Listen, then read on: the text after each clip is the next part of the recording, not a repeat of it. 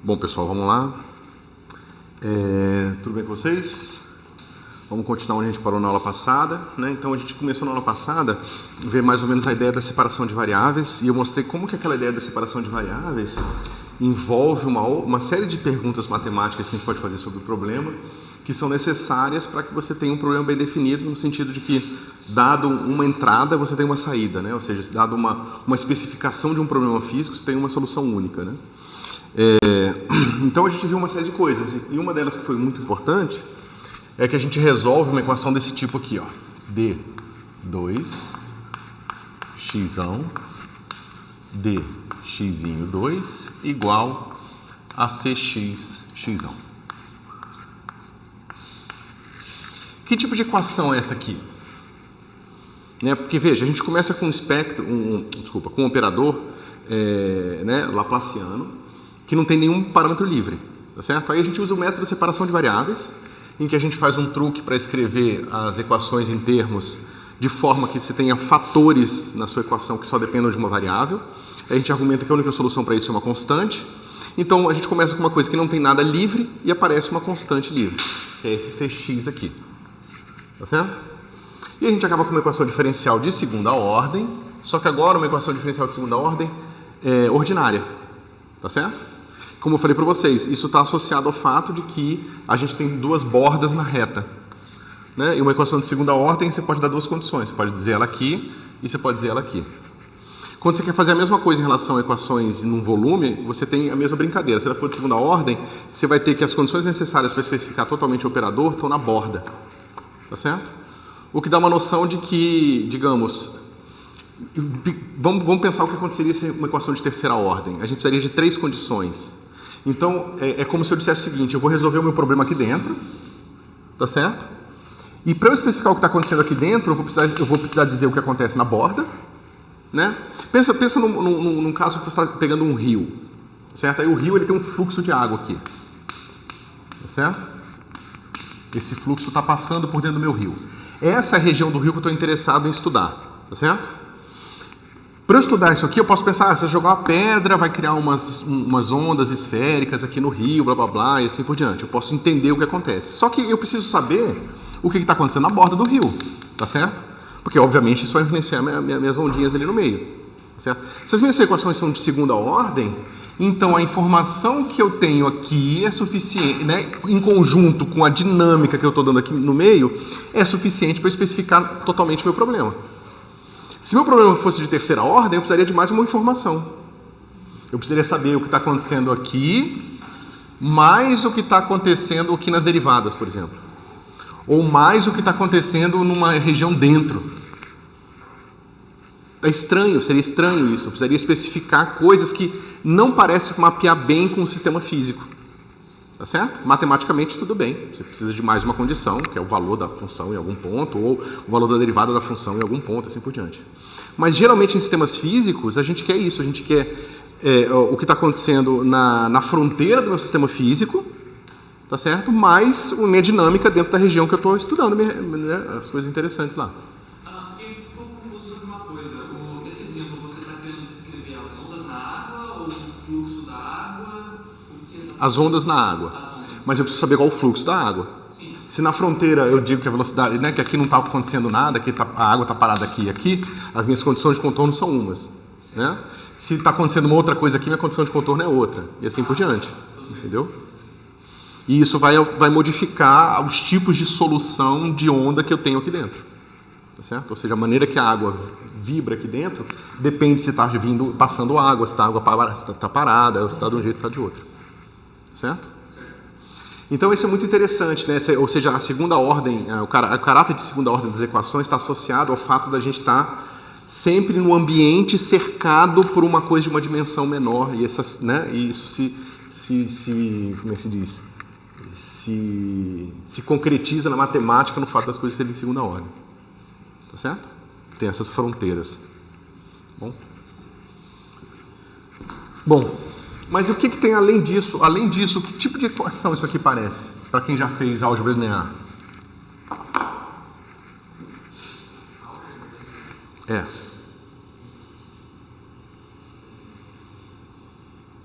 Ó, isso aqui é uma transformação linear, vocês concordam? Uma transformação linear. Aí eu falo assim, transformação linear num certo vetor é igual a um número vezes um certo vetor. Isso é um problema de quê? De autovetores e autovalores, tá certo? E esse cara aqui é o meu autovalor do meu operador. Vocês não viram em álgebra linear? O curso de álgebra foi nos últimos anos. Ah, o pessoal... Tá, não, o pessoal já tinha comentado. Não sei se eram vocês mesmos que já comentaram isso ou outras turmas. Bom, pessoal, infelizmente eu não posso, né, dar uma aula sobre autovetores e autovalores, tá? Mas, de uma forma muito resumida, você estudar os autovetores e os autovalores de uma transformação linear, de certa forma, tem a mesma informação da própria transformação linear. Ou seja, conhecer os autovetores e os autovalores é a mesma coisa que conhecer a transformação. Só que você está vendo, digamos, ela decomposta de uma maneira mais explícita. E assim, praticamente tudo na física se usa isso, tá? Tipo, não tem praticamente nada que vocês não vão usar isso aqui. Mecânica quântica é só isso, né? Assim, de uma forma muito simplificada. Relatividade geral, tem a classificação de Petrov, é a mesma coisa, você classifica todos os tipos de curvatura do espaço-tempo, resolvendo uma equação desse tipo aqui por tensor de Riemann. Então, assim, isso acontece o tempo todo, tá certo? De dimensão finita e de dimensão infinita, tá? E a gente vai estudar muito nesse curso, são problemas desse tipo, de segunda ordem, de dimensão infinita, tá certo? Que é o problema de Sturm-Liouville, que é a base da construção das soluções mais complicadas que a gente vai usar, tá bom? Bom, depois eu posso pensar numa referência para passar para vocês, se vocês quiserem dar uma estudada por conta, tá? E para mecânica, quem está fazendo mecânica quântica, eu suponho que já estejam vendo isso, né? Então vocês veem que aquela coisa que apareceu meio que à mão, que aquela constante que a gente usou para separar o nosso problema, na verdade está associada ao alto valor de um operador diferencial, tá certo? E nem todos os autovalores são permitidos. Isso a gente viu, né? Na verdade, a gente viu que aqueles autovalores aqui, ó, eles são restritos justamente pelas condições de contorno, tá certo? Então, e as condições de contorno têm a ver justamente com esse ambiente, né? Essa região que envolve o nosso problema, tá certo? Bom, então o que a gente vai fazer? A gente vai pegar esse aspecto do problema, vai dar um passo para trás e vai enquadrar ele dentro do que a gente chama de espaço de Hilbert. Então, eu vou dizer para vocês o que é um espaço de Hilbert, como é que ele se compõe, quais tipos de propriedades são as mais importantes para a gente, tá certo?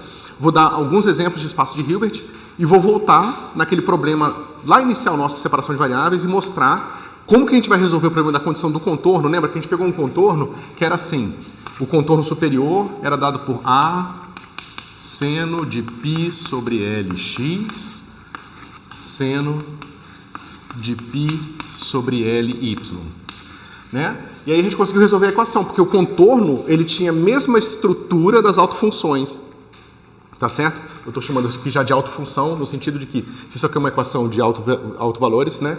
E assim, que em vez de eu chamar de autovetor, a gente chama de autofunção, tá certo? Mas é a mesma exata coisa, tá? Agora, falando do espaço de Hilbert, vai ficar um pouco mais claro por que a gente chama de autofunção e autovetor, tá certo? Mas essencialmente são a mesma coisa, certo? Quando o meu lado direito não for mais uma função simples, eu vou precisar primeiro entender se a função que eu tenho pode ser decomposta na base que eu encontrei e se pode, como que eu faço para fazer essa decomposição, tá certo? Que vai ser o primeiro espaço de Hilbert que a gente vai ver, que é o mais simples de todo, que é o espaço de Fourier, que eu esperava que vocês já tivessem visto alguma vez também. Pelo visto, vocês não viram também o espaço de Fourier, né? Quando eu mencionei isso, todo mundo fez uma cara de estranheza. Vocês nunca viram série de Fourier, espaço de Fourier, transformada de Fourier? Série transformada de Fourier já. Tá. Ah, pô, então, vocês estão quase lá. Se vocês viram transformada em série de Fourier, vocês estão quase lá. Não, transformada de Fourier foi em física matemática no final. Vocês viram com o Mário isso? É isso? Vocês não sabem, você lembra do nome, né? Tá bom. Tá. Laplace de Fourier. Fourier é aquela complexa. Isso. A base da transformada de Fourier é isso aqui, né?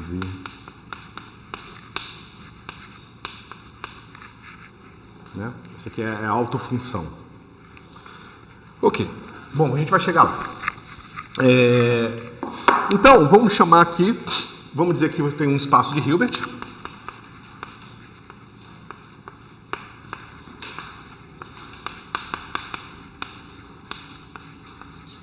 Tá?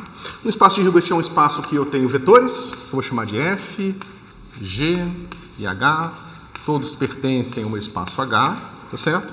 E como um espaço de Hilbert é um espaço vetorial, eu tenho aquilo de sempre, tá? Eu tenho que F mais G pertence a H, né? Aqui eu poderia chamar essa operação aqui de um certo função F maiúsculo, da mesma forma que eu fiz lá no começo, né? Mas eu não vou entrar nesse nível de complexidade porque é desnecessário, tá? É só vocês têm que lembrar que eu estou somando esses elementos do espaço de Hilbert, tá? Não é uma soma de números inteiros, né? de números reais, certo? Então, se eu tenho um certo alfa pertencente aos reais, ou, só um segundo, aos complexos, pode falar? O F, o G e o H são funções? Não, por enquanto eles são elementos do espaço de Hilbert. Eles são elementos do espaço. Isso, tá? A gente vai chegar em exemplos de espaços de Hilbert e vocês vão ver que eles podem ser funções, sem as aspas, funções mesmo, ou outras coisas. Eu falar que o meu alfa pertence ao número dos complexos, já não admite ter soluções coisa só real? Sim. Por isso que eu falei que o alfa pode ser real ou complexo. Porque, na verdade, a gente vai trabalhar com espaços de Hilbert complexos em geral. Não, desculpa, perdão. Quer dizer, falar que pertence aos complexos já não inclui só reais? É porque em várias circunstâncias você vai querer trabalhar com espaços reais.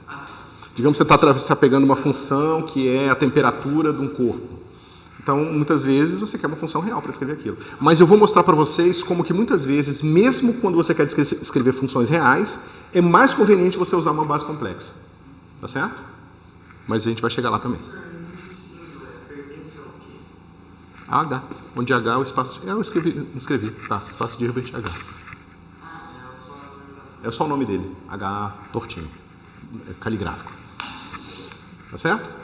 Então, se eu tenho um espaço de Hilbert, se eu tenho 3 elementos no espaço de Hilbert e um alfa que é do corpo, né? O corpo do espaço é esse outro espaço aqui, ó, que dá, digamos, os tipos de elementos que eu tenho que posso multiplicar os meus vetores, tá bom? Então, se isso aqui, esse cara pertence, alfa vezes F também pertence, tá certo? F mais G mais H é igual a F mais G mais H, tá certo? Que mais? E a multiplicação por escalar é associativa, tá? Então eu tenho alfa e beta, então alfa, beta, F é igual a alfa, beta, F. Tá certo? Ok? Bom, aqui a gente vai dizer mais uma coisa, e isso vai se tornar evidente o que significa daqui a pouco, tá? H é gerado por uma base, né? A gente já sabe que é um espaço vetorial. Como é um espaço vetorial, todo espaço vetorial tem base, no sentido que eu já expliquei para vocês. E eu estou dizendo que os espaços de Hilbert são espaços que são gerados por uma base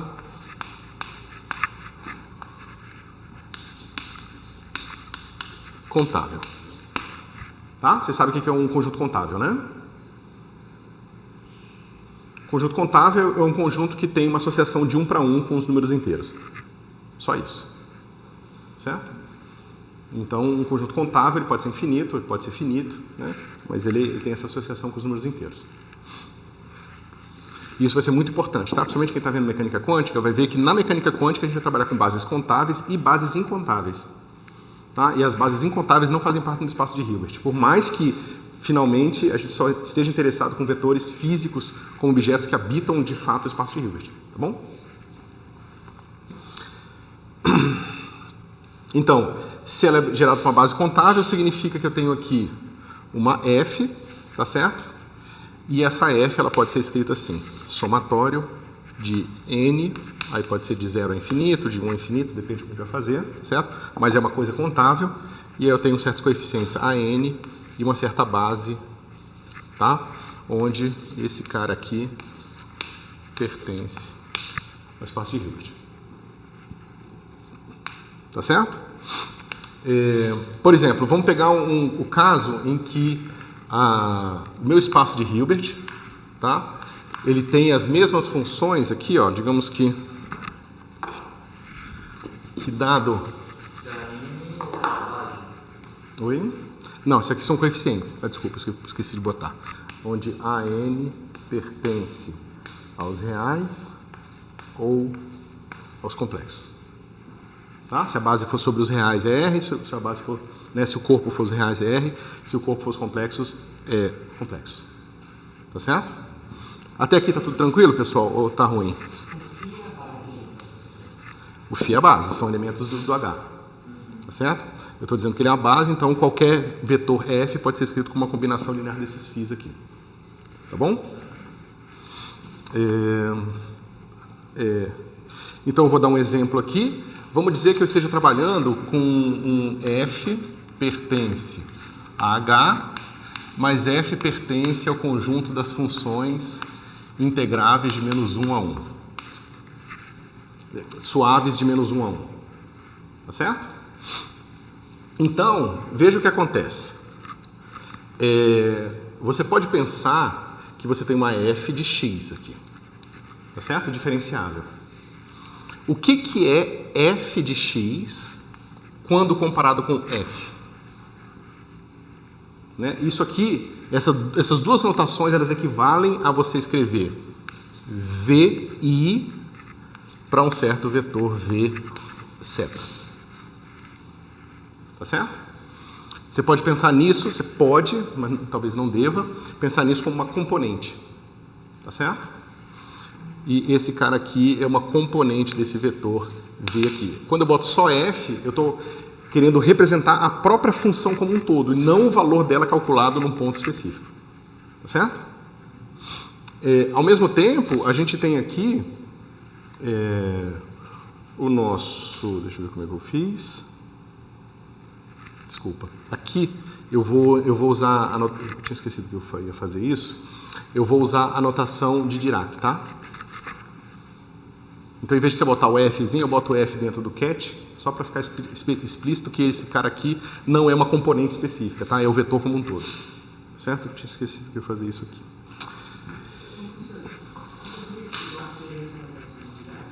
Oi?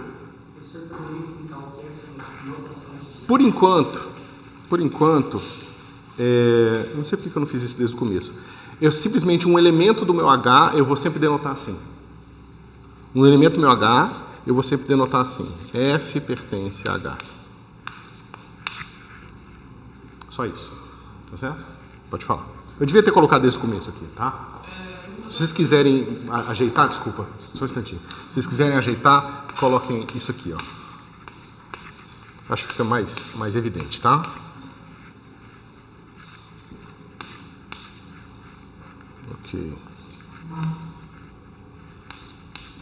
Opa, não.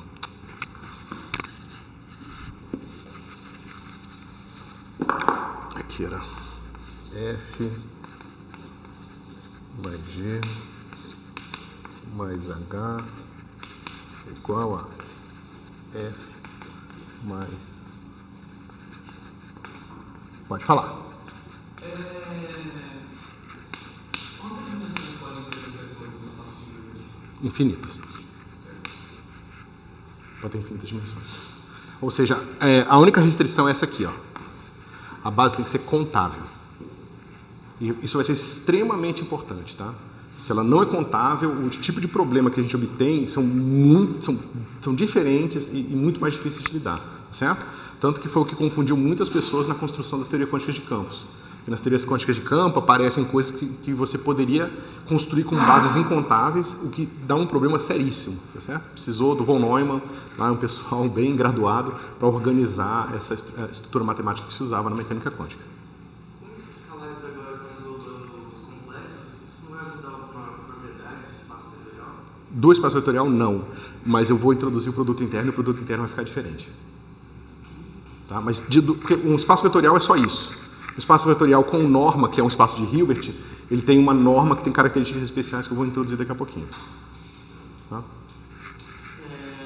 Essa informação que o espaço de Hilbert é gerado por uma base contável, você falou que não precisa ser um número inteiro, mas tem que ter uma relação a números inteiros.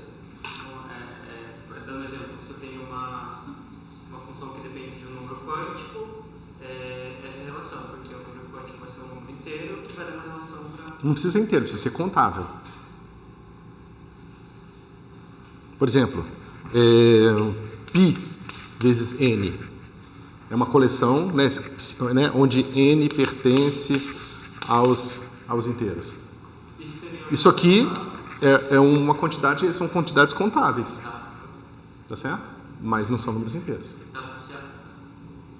Ou seja, é como eu falei para vocês, você tem um conjunto aqui, né? Você tem esse conjunto aqui, então você tem o conjunto da base, digamos que a base seja igual a esse conjunto dos φn, tá certo?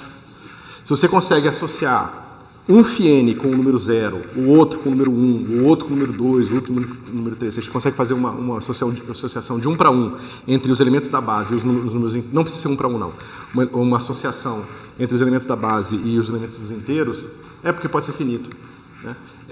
Esse cara é contável. Tá? Naquele livro de topologia, eles definem cardinalidade lá no começo. O primeiro capítulo daquele livro de topologia ele é muito bom, porque ele fala muito sobre lógica matemática, ele fala da construção dos conjuntos, dos números inteiros, ele fala umas coisas bem gerais que não são específicas à topologia, mas que são úteis para qualquer pessoa que tem interesse em física matemática. Oi? Sim. As bases que vocês vão trabalhar daqui para frente na vida de vocês geralmente são infinitas. É raro, a não ser que você pegue tipo spin, que a base só tem 2 elementos, né? Os elementos de base são 2. Mas no fim, você vai spin vezes um outro negócio, aí vai ficar infinito de novo, entendeu? É porque você tem a base do spin, mas é a base da posição. A base da posição tem infinitas posições, né? E você tem 2 spins. Então, basicamente, você duplica o número de posições. Um para cada spin. Ok? Então, você tem essa associação aqui, tá? E você pode também ter o seguinte. Eu posso ter um negócio que vai ser integral de g de x, tá certo? Com alguma coisa aqui dx, ok? E esses caras aqui, eles vão servir como, como é que se diz? Como uma contrapartida desse negócio aqui, ó. Tá certo? Ou seja, esse cara aqui, ele pega um vetor, tá certo? E leva num número. E esse cara aqui é o cara que levava um vetor num número, quando a gente viu os duais. Tá certo? E a gente representa esses caras aqui, ó, assim.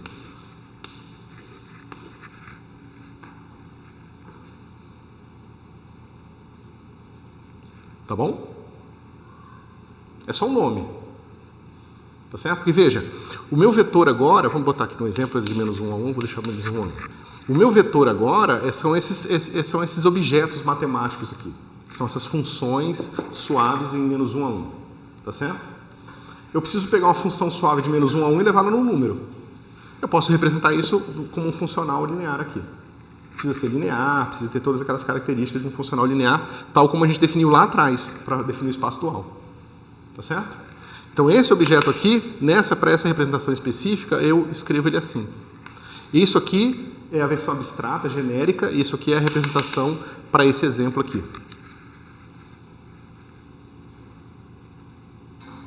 Tá bom? Isso aqui tá tranquilo? São só nomes, tá? Ou seja, o meu W atuando no vetor V vai ser reescrito para esses espaços de Hilbert assim. G atuando em F.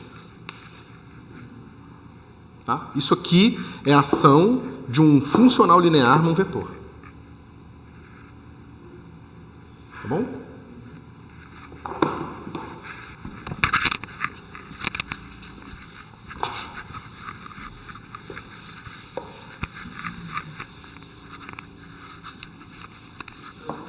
Pode falar.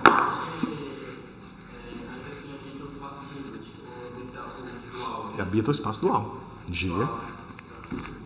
G é um elemento desse cara aqui. É outro espaço vetorial. Tá bom? Que a gente vai definir um mapa entre eles, mas a gente vai chegar lá. Todo espaço de Hilbert também tem um produto interno. Para ser chamado espaço de Hilbert, ele não precisa ser só um espaço vetorial sobre o corpo dos complexos. Né? O que faz a gente chamar ele de espaço de Hilbert é o fato de que ele tem uma norma definida, né? Um produto interno definido com as seguintes características. F é maior ou igual a zero, I igual a zero, se somente se F for vetor nulo. Tá bom? 2. E a gente define, né, um módulo de F, se você quiser, como sendo raiz quadrada de F. Tá bom?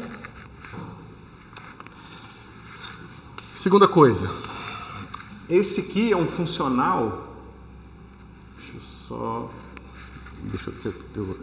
Da forma que eu falei, vai ficar confuso, tá? Deixa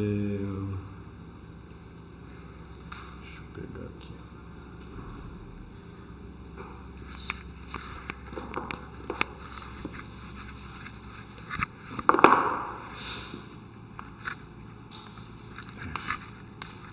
Produto F. Tá?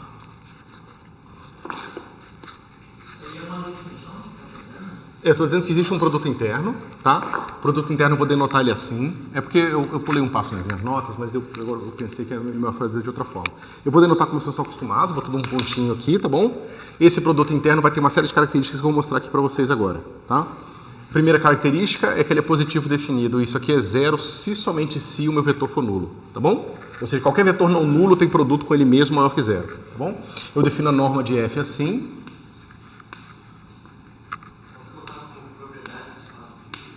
Oi? São as propriedades do produto interno do espaço de Hilbert, exatamente. Isso. Propriedades de ponto DH. Tá? 2. Eu quero que F G ponto F seja igual a F ponto G. A gente sabe que o resultado do produto interno é um número do corpo, tá? Então quero que isso aqui seja complexo conjugado. Ou seja, isso equivale quando o meu corpo é real, significa só que esse produto é simétrico, tá bom? Mas quando o meu produto não é real, não significa que esse produto é simétrico, tá bom? Ou seja, se você trocar a posição do produto interno, na verdade você está tirando o complexo conjugado do resultado. Tá bom? E é linear à direita, tá? Os matemáticos fazem a linearidade sempre à esquerda, os físicos fazem à direita, tá bom? Então, por alguma razão. Então, você tem que G, produto interno.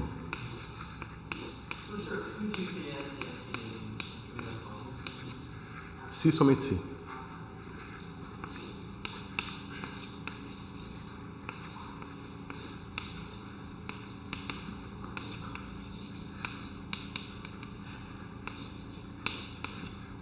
Tá certo? É linear à direita. Agora veja o seguinte, que acontece com a linearidade à esquerda? Lembra como é que vocês provaram que se é linear à direita e simétrico fica linear à esquerda? Agora, o que acontece se eu tentar provar a mesma coisa aqui nessa situação?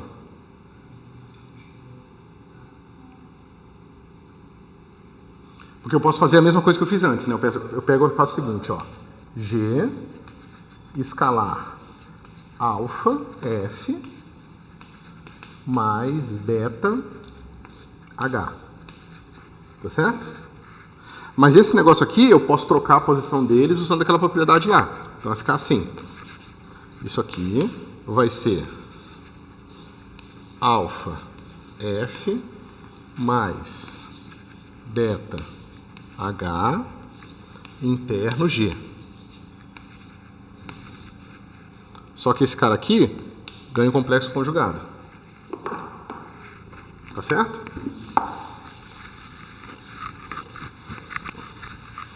Até ali todo mundo acompanhou? Agora eu vou fazer o seguinte, eu vou abrir o lado esquerdo, tá certo? E vou usar minha simetria.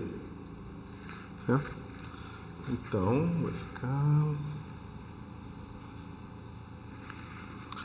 alfa estrela F G, certo? Mais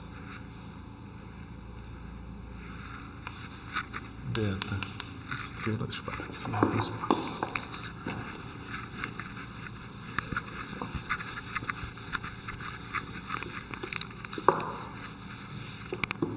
Beta estrela F H, né? Eu tirei ali, vai ficar assim.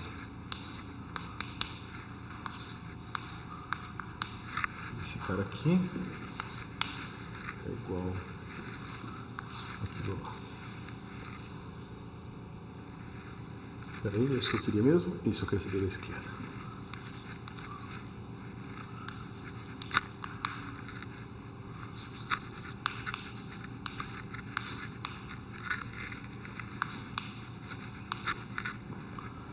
G. Deixa eu ver se eu não fiz nada errado. Eu parto dessa aqui. Eu tiro o complexo conjugar, abro aqui. Isso. Esse que eu queria mesmo? Eu estou provando a coisa errada.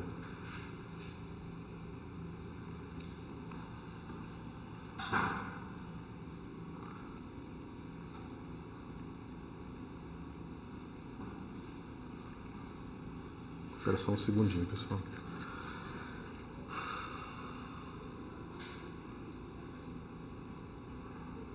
Ah, não, eu não posso fazer isso aqui ainda não.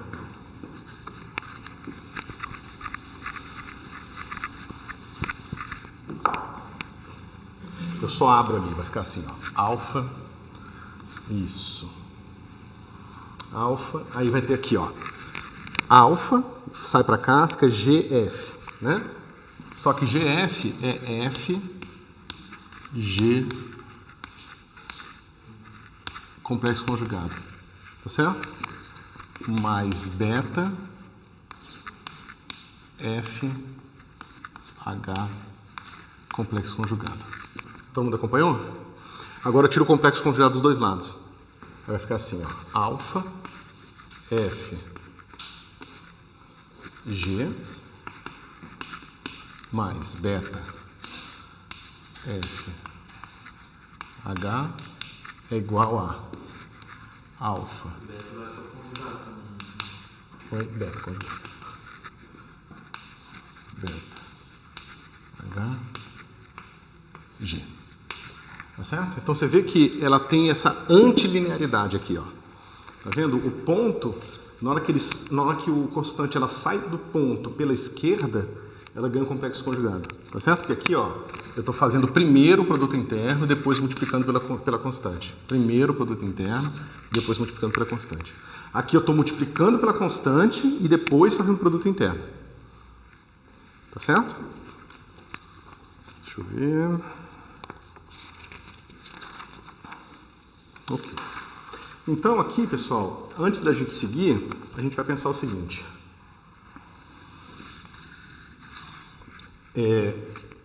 Se eu tenho um dual G aqui, ó, o que o G está fazendo? Ele está pegando o meu vetor, né? Ele pega aqui um F e leva no R ou C. Tá certo? Só que se eu pegar aqui um vetor G ponto e não especificar esse cara aqui, vou botar assim, não especificar bola, isso aqui tem a mesma ação, ou seja, isso aqui pertence ao espaço de Hilbert dual. Tá certo? Pode falar. No lugar lá beta, o primeiro vetor é o H, é o G, né? O A. Isso, tá errado. Não, isso tá tudo errado, tá ao contrário. É G, F e aqui é GH. GH. Aí você, né? Não, eu já tinha feito. Você me confundiu, cara. Eu tinha feito já. Tava tudo certo. Tá. F, G e aqui FH, não é isso? Não, GH. Não, você me confundiu de novo. É HG. Tá? O que eu tinha feito de errado? Eu nem sei o que eu fiz. Ah, tá. Troquei só. Tá. Você deu um tilt aqui na minha cabeça. Tá? Então vocês entenderam, né? Eu simplesmente apliquei esse cara aqui, usei o fato que eu posso trocar de posição no ponto para botar um asterisco, botei o asterisco ali, aí eu tirei o complexo conjugado dos dois lados, né? Aí esse cara, complexo conjugado é a mesma coisa, esse cara ganhou o complexo conjugado, esse cara ganhou o complexo conjugado e esse perdeu o complexo conjugado. Tá certo? Agora olha que interessante. Isso aqui é a ação do funcional linear. Tá certo? E esse cara aqui, ele é a ação de um produto interno onde eu especifiquei um certo vetor G. Tá certo? Oi? Ação é o resultado que eu obtenho quando eu boto esse produto aqui com um certo vetor F qualquer. Tá certo? Ou seja, eu especificar um certo vetor e um certo produto interno me dá um elemento do espaço dual, tal qual eu defini lá atrás. Tá certo? Um pouco abstrato, mas tá palatável? Mas você não definiu nenhum mapa para fazer isso. Como assim? Ah, não. Isso aqui é uma maneira informal de definir o mapa. Tá certo? Se vocês quiserem, eu posso ser mais preciso, mas eu acho que vai confundir mais do que ajudar. Tá certo? Isso aqui, pessoal, é um mapa que está pegando um vetor G pertencente a H e levando a um G definido como o produto interno de G com alguma coisa que pertence a H estrela.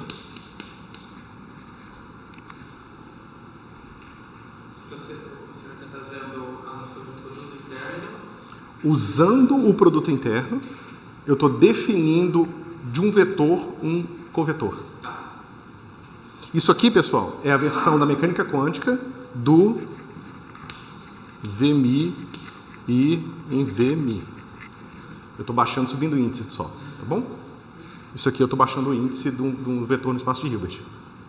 Tá certo? E para eu fazer isso, eu preciso de uma métrica. Uma métrica é o quê? É um produto interno. Então aqui eu estou usando um produto interno para definir um covetor dado um vetor. Tá certo? E a gente já tinha visto lá atrás que essa relação é de 1 para 1, esses espaços têm a mesma dimensão e tudo mais.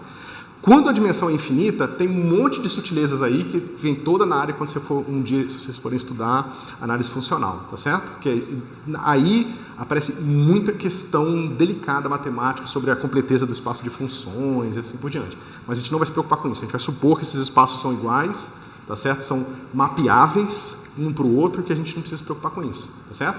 Mas vocês vejam que o pouco que vocês já viram, por exemplo, da função delta de Dirac já deveria fazer vocês ficarem um pouco atentos, porque olha aqui, Eu apaguei a integral.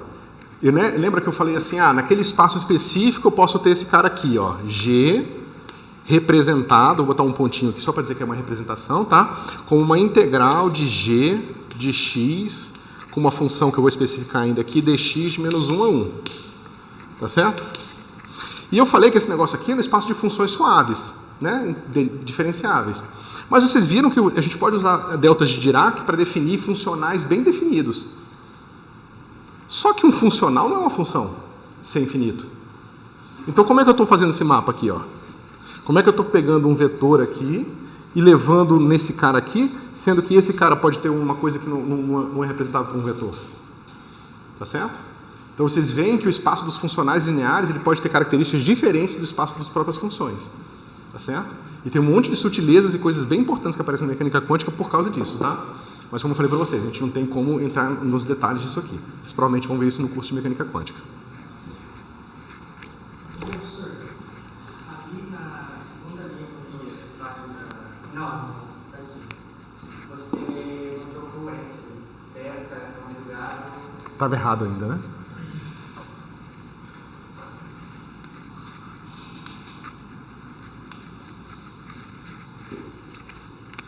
FG, HG, isso.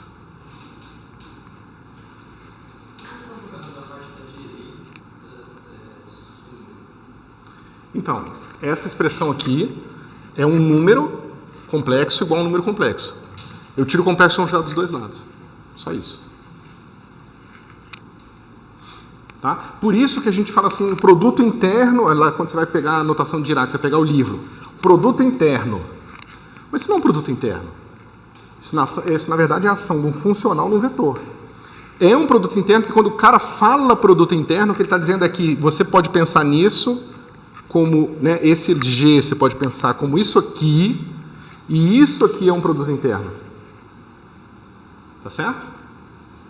A maneira que a gente definiu o funcional linear, esse G ele vem para rotular qual vetor que eu preciso fazer, que eu preciso colocar dentro do produto interno com o meu F para obter aquele resultado. Tá certo? Ou seja, a gente está definindo o funcional indiretamente em termos de um certo vetor G. Vetor G, e não covetor.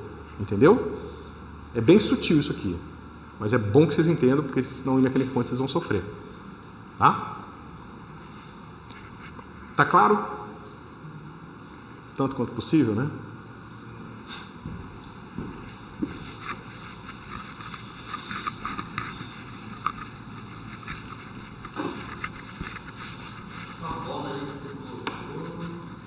É só para não botar um espaço vazio e falar, imaginem que isso aqui é um espaço vazio, entendeu? É tipo o produto interno de G com alguma coisa. Né? Porque justamente, porque geralmente, sei lá, se fosse uma função, eu poderia escrever, né? Se eu tivesse definido o meu produto interno como uma coisa chamada P maiúsculo, por exemplo, aquilo ia ser assim, ó, P maiúsculo de G, vírgula, vazio aqui. Entendeu? Lembra que a gente definiu tensor assim? Agora a gente poderia, inclusive, na verdade, na prática, você vai definir tensores gerais assim, tá certo? E vocês vão ver lá, quando vocês forem fazer mecânica quântica 2 comigo, provavelmente alguns de vocês vão fazer, que no fim, uma função de onda em 3 dimensões, na verdade, ela está projetada num espaço que é produto tensorial de todos 3. Vai ser o produto das posições x, produto das posições y, né, produto das posições z. Certo? F e G são vetores, aqui é um vetor e um covetor. Só que esse covetor está definido implicitamente em termos de um certo vetor G. Tá certo?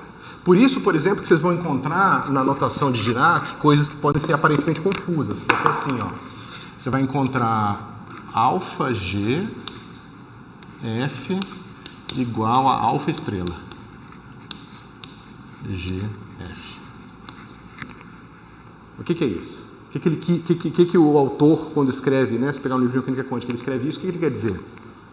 É que, na verdade, isso aqui é idêntico ao produto interno de um vetor alfa G, né, com, vou botar um pontinho que eu estou fazendo,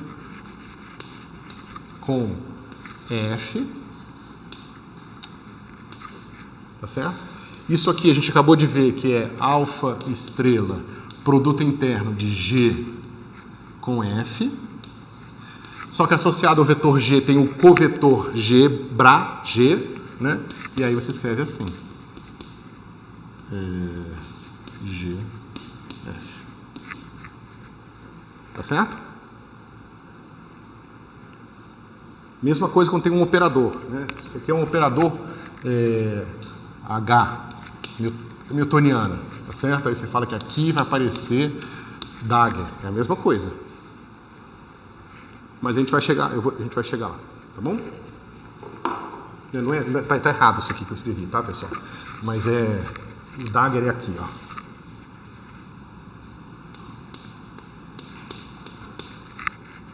Tá bom? Até aqui, pessoal, beleza? Estamos de tempo, tá bom. Vamos dar um exemplo, então, no espaço de Hilbert. Vamos fazer o seguinte, a gente vai dizer que F, né, pertence àqueles mesmos espaços que eu tinha dado antes, tá? Meu C infinito entre menos 1 e 1. Tá bom? E vamos dizer que o produto interno de F com G seja igual a integral de menos 1 a 1 de F de S estrela G de S ds. Até aqui tudo bem?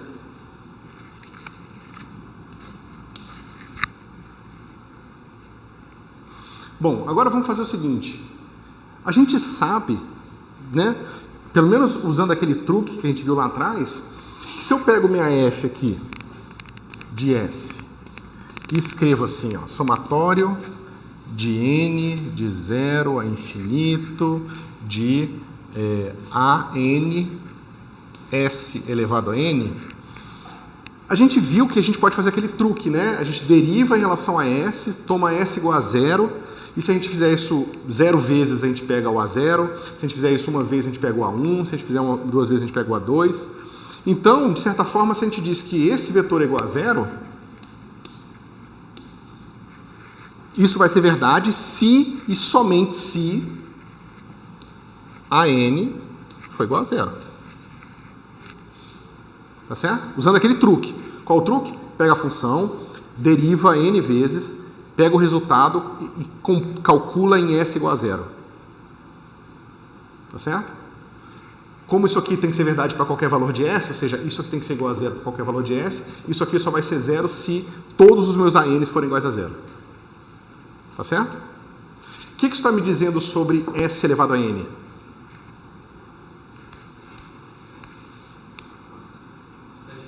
É linearmente dependente. E se as minhas funções suaves podem sempre ser escritas assim, está dizendo que S elevado a N é uma base. Quantos elementos na base eu tenho? Infinitos elementos. Então a gente já estava usando o espaço de Hilbert desde lá do começo. Tá certo? Quando a gente está fazendo a nossa expansão lá de Taylor ou da série de Frobenius, a gente está usando o espaço de Hilbert. Tá bom? Agora, tem coisas mais interessantes aqui. Agora a gente pode pegar nossa base e a gente pode usar uma noção de ortonormalidade e pegar e transformar numa base ortonormal. Tá certo? Todo mundo concorda? Vamos lá.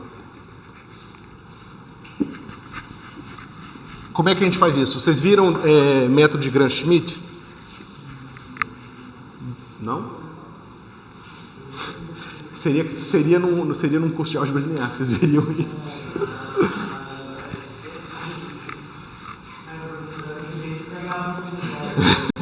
Eu vou lá na matemática bater na porta dos caras.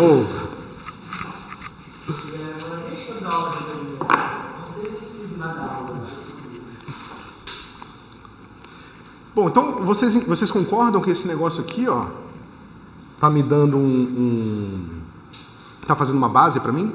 Eu vou chamar essa base assim, ó.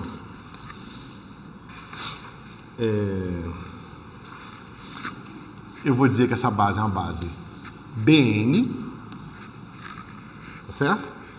E vou dizer que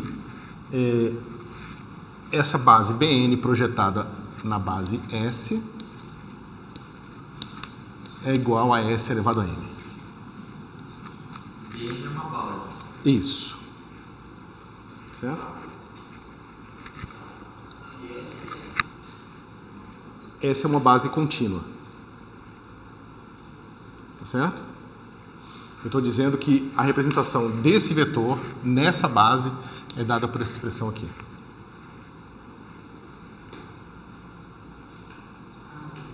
Né? Ó, eu defini esse f aqui como sendo função, tá certo? Ou seja, na verdade, essa notação aqui, ela não está errada, está certa, tá? Mas ela esconde o fato de que, na verdade, você está acostumado a pensar em funções escrevendo assim, ó, f de s, tá certo? E a gente define isso aqui como sendo sf.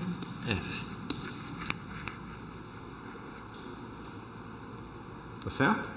É uma definição. Tá bom? E aí eu defini essa base que tem essa representação aqui.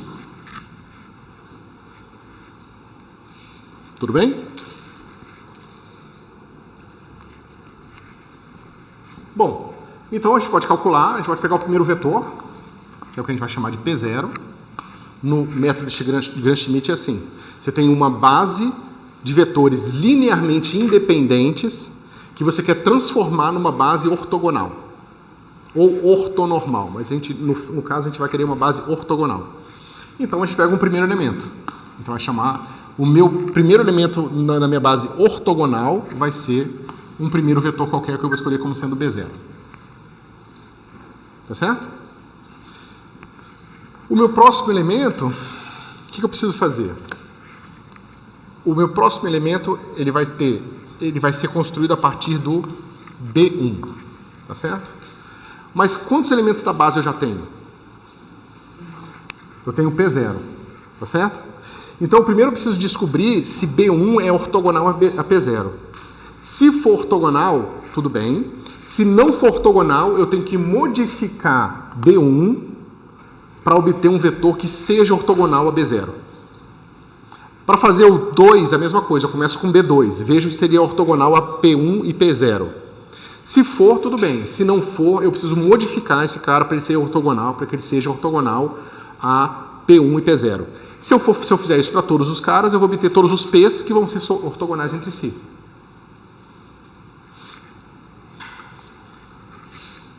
Se eu já não tenho vetores linearmente independentes, eu já não posso falar que eles são ortogonais? Não.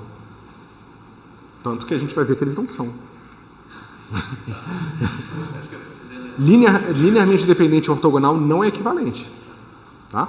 Toda base linearmente dependente pode ser transformada numa outra base que é ortogonal. Tá certo?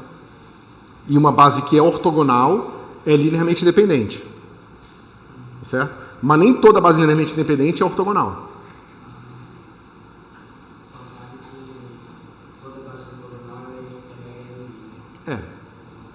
Porque se ela é ortogonal, eu posso somar, né, o vetor B0 mais, né, alfa mais beta B1. Se ela é ortogonal, eu quero ver se ela é linearmente dependente, né, linearmente dependente se somente se isso aqui foi igual a zero, só se alfa e beta foi igual a zero. Mas como ele é ortonormal, eu faço o produto interno com B0, sobra só alfa. Eu faço o produto interno com B1, sobra só beta. Aí eu uso a ortonormalidade para provar que ele é linearmente dependente. Mas uma linearmente dependente geral não precisa ser ortogonal. Tá certo? Tanto que a gente não usou ortogonalidade para separar esses caras aqui. A gente usou aquele outro truque que é derivar igual a zero. Tá certo? Então a gente vai calcular, a gente vai querer ver se o nosso B1 é ortogonal ou não a P0. Para que a gente precisa fazer? Basta a gente calcular P0, B1. O que é isso aqui? É integral. Quem é P0? É S elevado a zero. Quanto é complexo conjugado de S elevado a zero? 1. Não? Vezes né? Se vocês quiserem... Eu estou usando isso aqui, tá, pessoal? E aqui eu vou ter S1. Essa é a primeira potência. Só que quanto é que é S integrado de menos 1 a 1?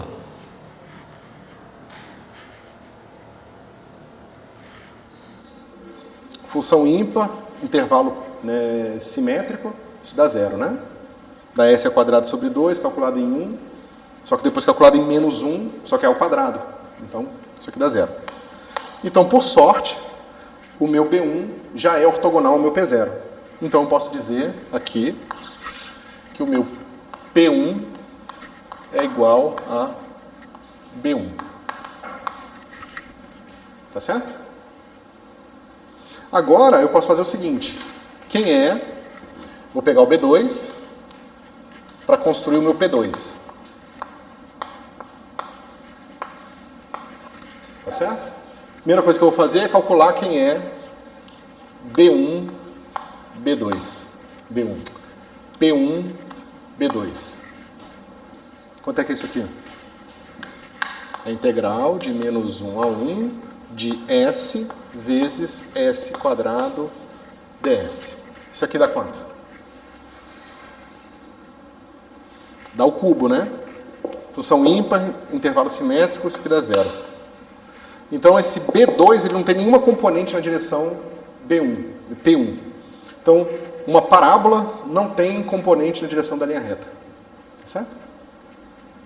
Só que agora eu preciso também ver se esse cara é proporcional a P0, né? Se ele tem alguma componente na direção P0. Se o meu B2 tem alguma coisa proporcional a P0. Pode falar. Muito bem onde que aparece o S e o S ao quadrado dentro dessa integral. S é igual... Deixa eu escrever então em mais passos. Olha a definição do meu produto interno ali. Tá vendo que o meu F está complexo conjugado? Então aquilo ali é a mesma coisa de eu dizer o seguinte, isso aqui é P1, S. Isso aqui é S, B2. Só que P1 é B1. E eu posso trocar, né? Isso aqui é DS. Então eu posso escrever isso aqui como sendo integral de menos 1 a 1, tal como eu defini ali. Vai ficar assim, S, B1, complexo conjugado, S, B2, DS. Mas pela minha definição aqui, ó, isso aqui vai ser menos 1 a 1 de S complexo conjugado, S quadrado DS. Só que S é um número, né, real, que eu estou integrando aqui, e esse negócio aqui vai dar 0. Tá? Agora, eu posso ver quem é o meu B2 com P0. E aí eu começo a ter uma surpresa, né? Surpresa porque até agora não tinha acontecido. Então, eu tenho aqui... Deixa eu escrever para o Zé.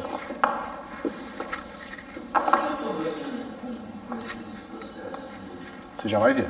A gente precisa ver o próximo para você entender o que está ganhando. B2. Isso aqui vai ser integral de menos 1 a 1 de 1 S quadrado ds. Isso dá quanto? S é o cubo sobre 3, né? Agora é par. Simétrico, então esse negócio não vai ser 0. Vai dar S ao cubo sobre 3. S ao cubo sobre 3, isso. Então vai ficar quanto? 1/3 menos 1/3. Tá certo? Isso aqui vai dar o quê? 2/3. Tá certo? Bom, mas então o meu B2 ele não é ortogonal a P0. O que eu faço? Eu vou fazer o seguinte, eu vou dizer que o meu P2 ele vai ser igual a um certo alfa vezes o meu P0 mais um certo beta vezes o meu B2. Eu preciso botar um pedaço de P0 aqui para absorver o meu P0 daqui. Para absorver esse valor aqui. Quando eu calcular agora P0, P2, isso aqui vai ficar assim, alfa P0, P0, mais beta, P0, B2. Tá certo? Quem é P0, P0?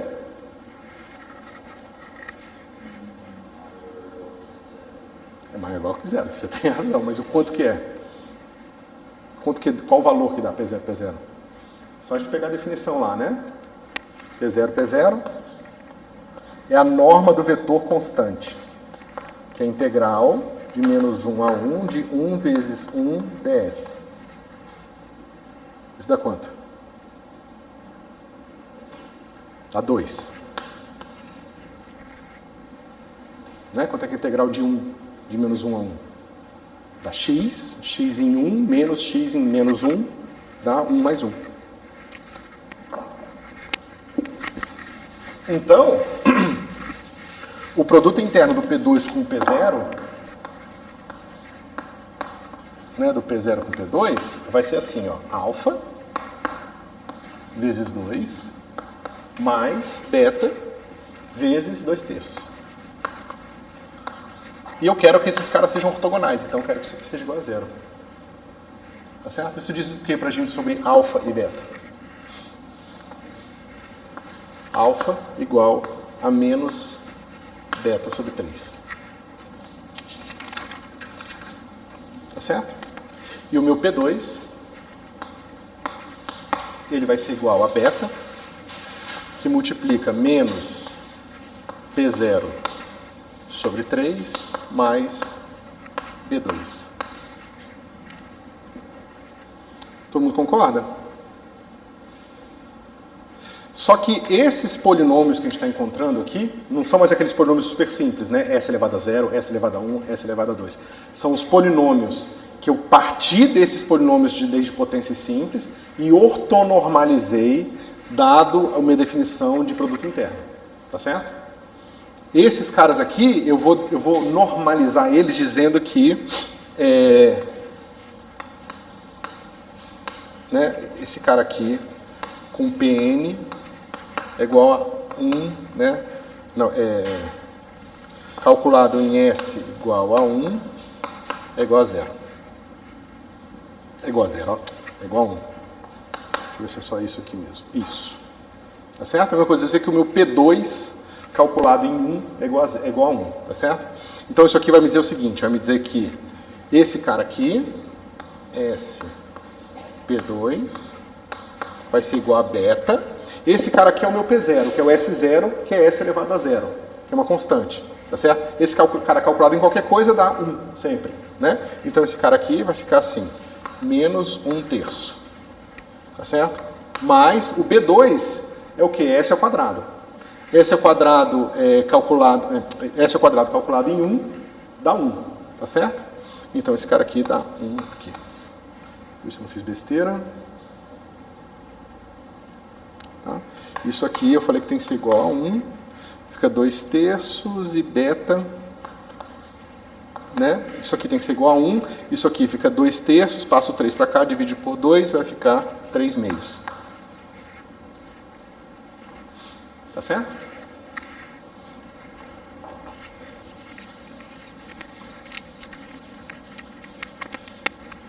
Então eu acabei de descobrir que é o meu P2. Ou seja, o meu P2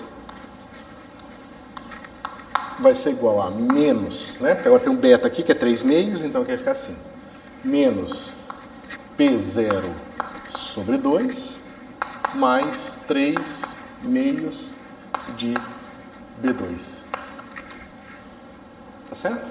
Se eu quiser calcular explicitamente, eu tenho assim, ó, P2 de S é igual a menos 1/2 mais 3/2 de S ao quadrado. Tá vendo que o meu polinômio agora é mais complicado? Ele tem um pedacinho na parte constante e um pedacinho na parte ao quadrado. Como é que vocês acham que são esses polinômios que a gente já está encontrando aqui?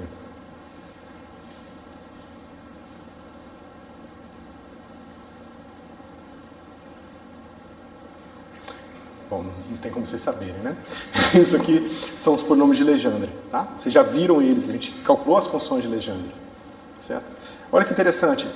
Toda a informação sobre os polinômios de Legendre, elas estão no fato de que eu peguei um espaço de Hilbert que é normalizado com peso trivial de menos 1 a 1. Ortonormalizado, né, usando essa normalização aqui, devido a essa integração de menos 1 a 1.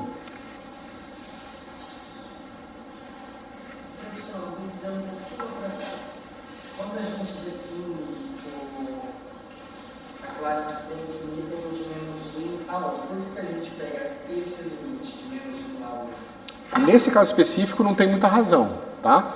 No caso do polinômio de Legendre, ele vai aparecer dentro da decomposição do operador laplaciano em coordenadas esféricas. E o argumento dele vai ser um cosseno. E esse cosseno ele vai variar de menos 1 a 1 na região de interesse para a gente. Então vai ser, nesse caso, de menos 1 a 1 por causa disso. Mas eu estou querendo mostrar para vocês que a informação que está contida aqui, mais o fato desses caras serem funções sem infinito, já está me dando direto os meus polinômios de Legendre. E a gente viu que os polinômios de Legendre também definidos de menos 1 a 1. Por que definidos de menos 1 a 1? Porque o operador diferencial tem dois pontos singulares regulares, um em menos 1 e um outro em 1, tá certo? Para ser integrável, né? Lembra que a gente viu que se ele tiver uma singularidade em 1, se ele não tiver singularidade em 1, ele tem uma singularidade lá em menos 1, né? Porque aquela série não converge por causa do símbolo de Poker-Hammer e tal. E a única chance de eu salvar aquilo é eu restringir o espectro para que as funções trunquem, a soma infinita trunque numa função finita e aquele negócio seja integrável. Seja integrável, não tenha mais aquela singularidade em menos 1, tá certo? Mas aquilo ali é a mesma coisa de dizer que eu quero soluções que sejam infinitamente diferenciáveis. Porque elas precisam ser infinitamente diferenciáveis em todo o intervalo, inclusive menos 1 em 1. Quando eu falei que o meu espaço de Hilbert é ser infinito, eu já estou dizendo isso. Tá certo? E aqui o peso, que é basicamente um 1, que vocês estão vendo, assim, né? Ou seja, eu poderia dizer, por que eu estou falando de peso? Eu poderia dizer que meu produto interno, eu falei isso para vocês na aula passada, poderia ser uma coisa assim, ó, F estrela de S, G de S, uma função peso dada, fixa, de S, que é uma função sempre positiva, ds. E essa função ela está associada com características do operador diferencial que a gente está trabalhando. Então, de certa forma, na hora que eu falei que o meu produto interno é esse aqui, com essa função peso igual a 1, de menos 1 a 1, eu já estou falando alguma coisa sobre um operador diferencial especial que vai aparecer, que por acaso é o operador que define as funções de Legendre. Então, está vendo? São as mesmas informações que estão contidas em objetos matemáticos diferentes. E a gente está vendo esses mesmos objetos aparecerem de formas diferentes, parece mágica, mas na verdade não é mágica. É porque esses operadores estão associados a essas características do produto interno e vice-versa. Tá certo? E eu estou mostrando isso para vocês. Eu encontrei os polinômios de Legendre aqui, se vocês quiserem continuar fazendo a ortonormalização, vocês podem fazer para a ordem que vocês quiserem, vocês abrem a Wikipedia, vocês vão encontrar que o primeiro polinômio de Legendre é 1, o segundo polinômio de Legendre é S, e o terceiro é esse aqui, ó, menos 1 meio mais 3 meios de S quadrado. Aí você vai encontrar, se vocês pegarem aquela fórmula que eu encontrei para vocês, dos polinômios de Legendre, vocês vão ver que vocês vão encontrar também, na hora que vocês escolherem um negócio que trunca, né, vocês vão encontrar esses polinômios aqui. Vocês botarem os autovalores que truncam a série. Tá certo? Então isso aqui é um exemplo, ou seja, eu mostrei para vocês que vocês já conheciam o espaço de Hilbert, não sabiam, vocês não tinham sido apresentados formalmente a ele, tá certo? E como que a informação que tem no espaço de Hilbert está proximamente ligada aos operadores diferenciais que você está interessado. Tá certo? Deixa eu ver. Alguma dúvida?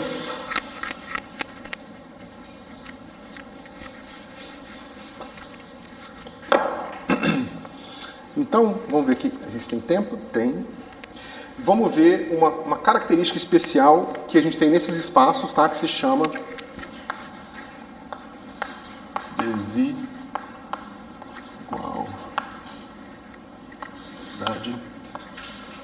de... Agora, eu não me lembro... Eu não lembro onde tem o W, eu acho que é aqui o W Schwarz. Depois vocês podem procurar, tá? Então você quer provar o quê? Você quer provar o seguinte: produto interno de F com G, módulo quadrado, é sempre menor ou igual a F vezes... Deixa eu apagar isso aqui, vou precisar de mais espaço mesmo.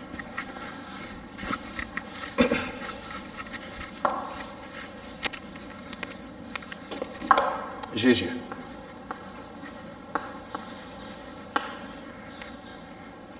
Tá certo? Olha que interessante, pessoal. A gente vai provar essa desigualdade e a gente não vai fazer nada, a gente não vai usar em nada a finitude da dimensão do meu espaço. Como eu não vou usar a finitude, significa que isso vai valer inclusive para o espaço de Hilbert, de dimensão infinita. Tá certo? E olha que legal. Esse cara aqui é o número positivo, esse cara aqui é o número positivo. Né? Se eu tirar a raiz aqui, bom, esse cara aqui é o módulo quadrado, né? Que é um número complexo vezes o seu complexo conjugado. Tá certo? Eu posso tirar a raiz disso aqui, vai dar só o módulo desse número. Todo mundo concorda? Esse cara aqui é um número positivo, eu posso dividir, então eu posso botar aqui dividido por módulo de F, e esse aqui eu divido pelo módulo de G. Como esses números são positivos, eles podem entrar aqui nesses vetores, tá certo?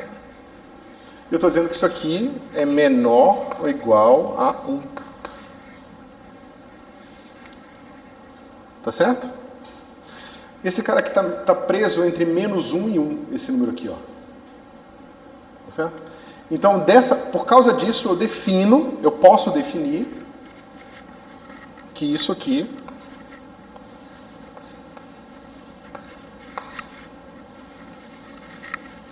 vou botar assim, melhor.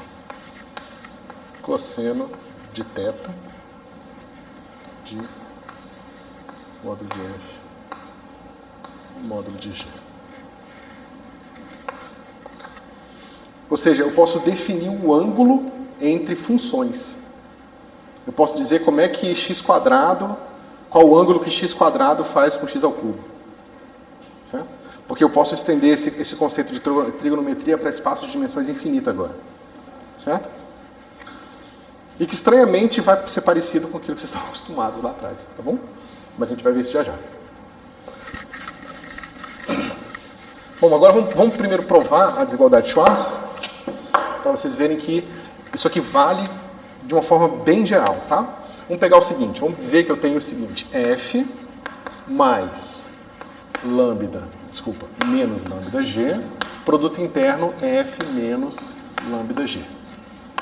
Tá certo? Bom, não interessa que eu tenha colocado o meu vetor como sendo a combinação de dois vetores, né? Eu vou dizer que F pertence a H, F e G pertencem a H, tá certo? E lambda pertence ao meu corpo, que pode ser complexo ou reais, tá certo? Não importa que o meu vetor seja construído assim, é um produto interno de um vetor com ele mesmo. Então isso aqui é sempre maior ou igual a zero. Tá certo? Todo mundo concorda? Só que agora eu vou fazer o seguinte, eu vou escolher o meu lambda de uma forma especial. Eu vou dizer que G interno com F mais menos lambda G, eu vou dizer que isso aqui é igual a zero. Tá certo? Aí vocês podem falar, mas você está fazendo um negócio muito restritivo, né? Mas não, isso não é restritivo. Isso aqui é exatamente o que eu acabei de mostrar para vocês lá para a construção da ortonormalização via Gram-Schmidt. Eu posso pegar um vetor G, tá certo? E posso... É o G mesmo que eu quero? Isso. Eu posso pegar o vetor G e posso subtrair o pedaço dele que é proporcional a F. Tá certo? Se vocês abrirem isso aqui, só que vai ficar assim, ó. G, F, tá? Menos G, G, igual a zero. Opa, lambda, GG. Isso diz para mim que lambda é igual ao quê? G, F dividido por GG. Tá certo? Então, você está vendo? Eu estou pegando o meu F e estou subtraindo dele o pedaço proporcional a G. E esse aqui é a minha escolha de constante que eu tenho que fazer para subtrair esse pedaço aqui. Pensar no F como sendo um vetor, né, que tem componentes em várias direções. Você pega G como sendo uma dessas direções e zera o coeficiente do F naquela direção. Que é isso que a gente está fazendo aqui. Tá certo? Tranquilo, pessoal, isso aqui? Isso eu sempre posso fazer, tá? Isso aqui definiu quem tem que ser o meu lambda, que vai ser um número complexo. Veja, se meu F não tiver nenhuma componente na direção G, isso aqui é zero. Porque eles são ortogonais. E aí lambda é zero, significa que basta ter FG aqui, que vai ser zero. Tá certo?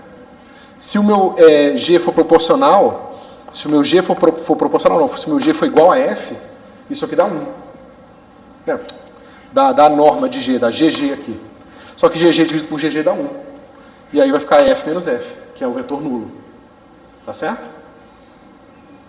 Então vocês veem que isso aqui é verdade sempre. Eu posso sempre fazer isso aqui. Tudo bem? Vejo que vocês... Bom, façam uma conta que vocês vão acreditar mais em mim. Então, agora que eu sei disso, eu posso abrir essa expressão mais. Eu posso abrir ela toda, tá? Então, eu vou ter o seguinte. Eu vou ter assim. FF, que é esse com esse. Eu vou ter esse com esse, que vai ficar assim. Mais módulo de lambda G. Módulo de lambda quadrado, né? Porque vai sair daqui o lambda complexo conjugado. E aqui sai menos lambda complexo conjugado. E aqui sai menos lambda. Lambda vezes lambda complexo conjugado é módulo de lambda quadrado, que é esse cara aqui. Só que agora eu vou ter uma coisa que vai ser assim, ó. Eu vou ter o meu menos isso com isso. Deixa eu ver se é isso que eu quero. Peraí, esse com esse com aquele, isso. Menos lambda complexo conjugado GF. Menos, agora vai sair esse cara aqui, vai ficar F menos lambda FG. Isso tudo maior ou igual a zero. Tá certo? Eu só abri os 4 termos, tá? F com F, F com G, G com F, G com G. Certo? Ok, só que agora eu sei quem tem que ser o meu lambda aqui, nessa circunstância aqui especial. Tá? É GF. Isso aqui eu sei que é um número real, tá certo? Porque ele é igual ao complexo conjugado dele. Basta ver, né, que G com G, se eu trocar a posição do G, dá complexo conjugado, G é igual ao complexo conjugado, G com G é igual ao complexo conjugado G com G. Então isso aqui é um número real. Então se eu tiver o complexo conjugado de lambda, eu tenho só a troca de F com G aqui. Tá certo? Vai ficar como? Vai ficar assim, ó. F mais... Quem é lambda ao quadrado? É GF vezes o complexo conjugado dele, que é FG. Dividido pelo quê? Por esse cara aqui, deixa eu ver, quadrado. G ao quadrado. Só que isso está multiplicando GG. Tá certo? Isso aqui é o módulo de lambda ao quadrado, tá, pessoal? Agora eu tenho menos lambda complexo conjugado, que vai ficar FG,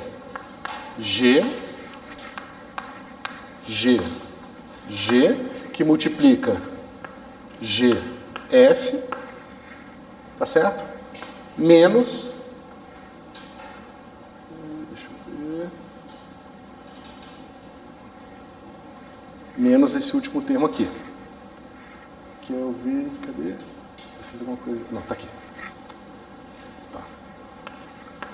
GF, deixa eu escrever aqui embaixo, menos GF, G, peraí,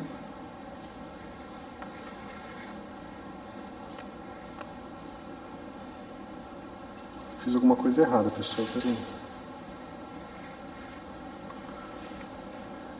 FGG.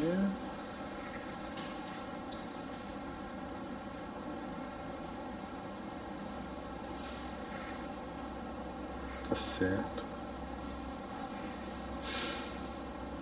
Ah, pera, não fiz, acho que nada de errado não. Tá? Esse cara aqui é o lambda, que é GFGG. Agora eu multiplico esse cara aqui por FG. G, tá certo? Isso aqui tudo tem que ser maior ou igual a 0. Aí eu estou pegando o último termo.